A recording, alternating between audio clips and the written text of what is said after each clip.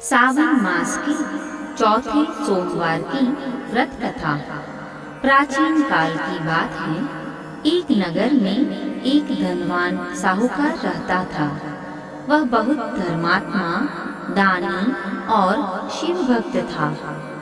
उसकी एक ही संतान थी, एक बेटी। साहूकार ने अपने जीवन में बहुत पुण्य कार्य किए थे।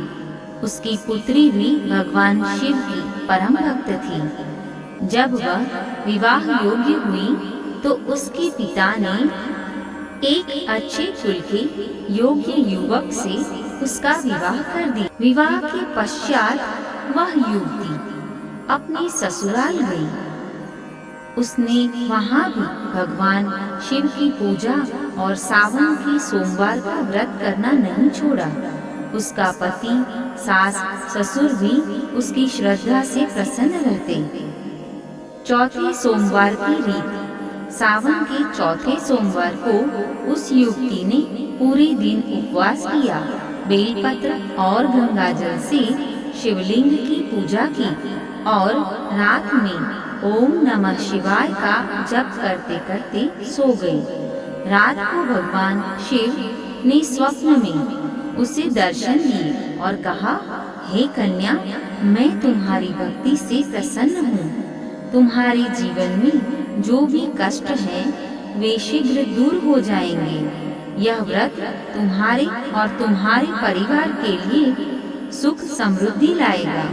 सुबह होते ही युवती ने यह स्वप्न अपने पति और सास ससुर को बताया। सभी अत्यंत हर्षित हुए और पूरे घर में शिव पूजा और व्रत की परंपरा शुरू हो गई। व्रत का फल। कुछ समय बाद उसके जीवन में सुख शांति और संपत्ति का आगमन हुआ।